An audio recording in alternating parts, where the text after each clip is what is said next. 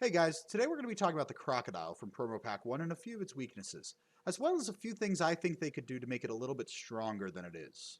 Let's dive right into it.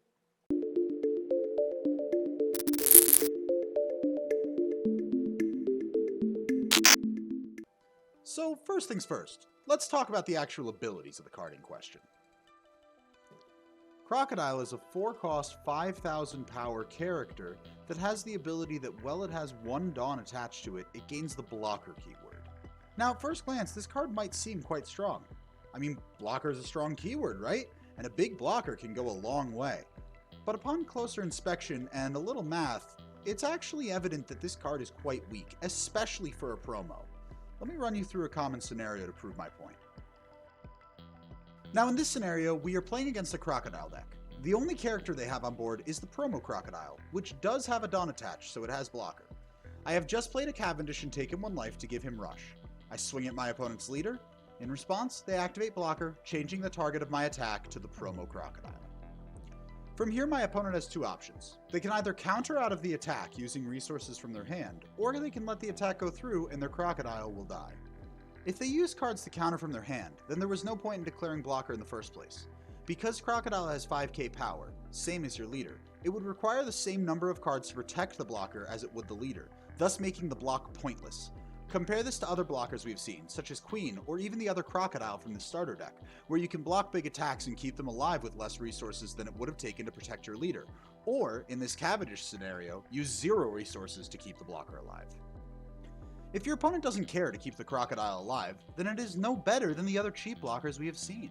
Chopper, Black Maria, and Boa Hancock all will serve the same function as a one-time block, with a cheaper cost and without the need of using 1 less Dawn a turn so that it can attach to this Crocodile just for it to even gain the blocker keyword. Now I will say there is another situation we haven't considered, which does make this blocker usable.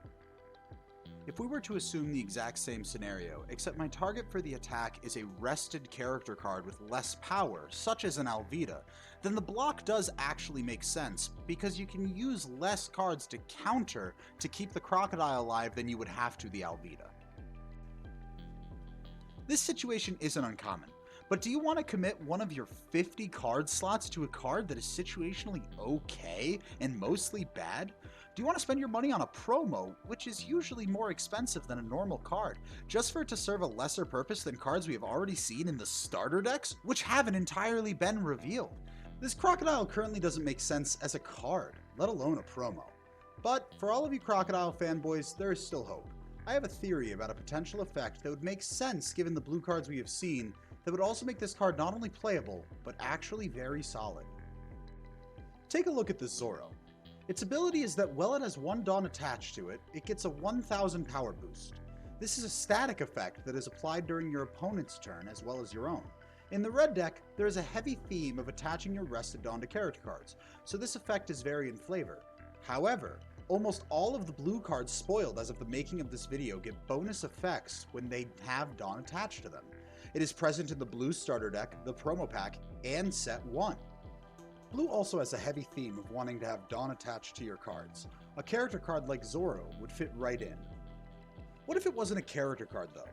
What if we got a stage with a similar effect, such as your character cards with Dawn attached to them get plus 1000 power during your opponent's turn? That would make all of these cards better.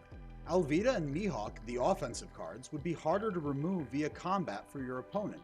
Meanwhile, the blockers both become stronger to defend your various cards. But most importantly, it would make this Crocodile become essentially a 6k blocker for the rest of the game, keeping it on curve and making it actually usable as a card. I would say that that would warrant a promo, as opposed to being dead weight in a promo pack. At the moment, this Crocodile reminds me of Blast Breath. When Blast Breath was first revealed, everyone thought it would be bad, myself included at first. But once we got Onigashima, it was like we had the missing piece to make the card not only good, but great. That is what I expect to happen with this Crocodile. It feels weak right now because we are missing the piece of the puzzle that sets it apart. But what do you guys think? Is it weird to have the same style effect crossed between 2 colors? Or are the similarities between what the colors want to do enough to warrant a double up on that type of effect? Or maybe there's an entirely different effect that makes this Crocodile completely viable that we haven't even considered.